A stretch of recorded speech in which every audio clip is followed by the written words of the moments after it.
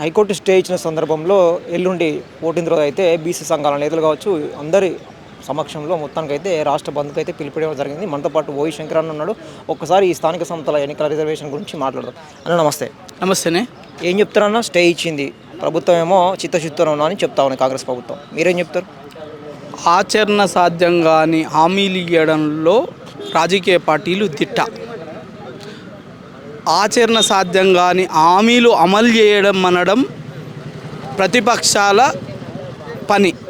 ఇదే రాజకీయం. ఈ రాజకీయంలో ఎవడు అసూలు అంటే ప్రజలు. ఎందుకంటే తెలియదు కదా.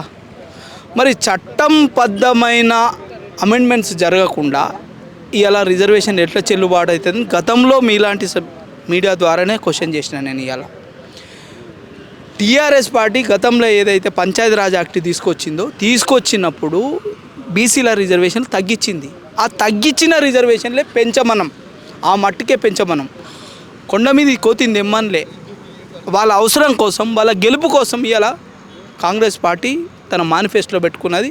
దానికి కామారెడ్డి డిక్లరేషన్ అని చెప్పుకున్నది. ఈ దప్పులు కొట్టుకున్నాడు ఎందుకు? ఏదో అన్నట్టు ఉన్నది. మూరెడు ఒగుడు ఎందుకు, బారెడు బాధపడుడు ఎందుకు ఉన్న అమలయ్యే ఆచరణ సాధ్యమయ్యే అమలయ్యే హామీలనే ఇయ్యనుంట్రీ. మిమ్మల్ని ఇమ్మని ఎవడు అడిగిండు? ఎలా నీకు తెలుసు కదా. ఏళ్ళ తరబడి 60 ఏళ్ళుగా కాంగ్రెస్ పార్టీ పరిపాలన ఉంది. ఏది చట్టబద్ధమో ఏది చట్ట విరుద్ధమో కాంగ్రెస్ పార్టీకి తెలియదా? తెలుసు కదా. తెలిసి మరి ఎందుకు ఆ తప్పుడు హామీని పెట్టుకున్నావు? ఇలా ఏ రకంగా బీసీలకు రిజర్వేషన్లు ఇస్తావు? నేను అడుగుతున్నా ఇవాళ ఈ పార్టీని. మోసపూరిత హామీలు ఇచ్చి మీ రాజకీయ పబ్బం గడుపుకోవడమే మీ రాజకీయమా? దాన్ని అమలు చేయండి. లేకపోతే అమలు కాకపోతే మాకు అధికారం ఇవ్వమని అనడం ప్రతిపక్షాల రాజకీయమా? మా తెలిసి తెలియని వాళ్ళకి ఎందుకోసం మీరు ఎందుకు ఆటలు ఆడతారు? మా భవిష్యత్తులతోటి, మా బతుకులతోటి ఎందుకు ఆటలు ఆడతారని అడుగుతున్నా నేను ఇవాళ. ఇలా ఎవడు దేశంలో ఎవడు అడగలే. ఈడబ్ల్యూఎస్ ఇచ్చిండ్రు. సరే, వాళ్ళ వెనుకబాటు గురైండ్రు కాబట్టి వాళ్ళకు కూడా రిజర్వేషన్లు దక్కాలని అన్నాం, స్వాగతించినాం. ఇలా బీసీలకు కూడా పెంచాల్సిన అవసరం ఉంది కదా.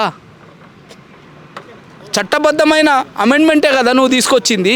మరి బీసీలకు కూడా అమెండ్మెంట్ చేసి ఎవరి దామాష ప్రకారం వాళ్ళకి రిజర్వేషన్లు ఇచ్చాయి. 60 ఏళ్ళుగా రిజర్వేషన్ల తీరు మారాలే కదా. ఆ మారాలంటే ఇలా నువ్వు ఎవడి జనాభా దామాష ప్రకారం వాడికి ఇచ్చేయి.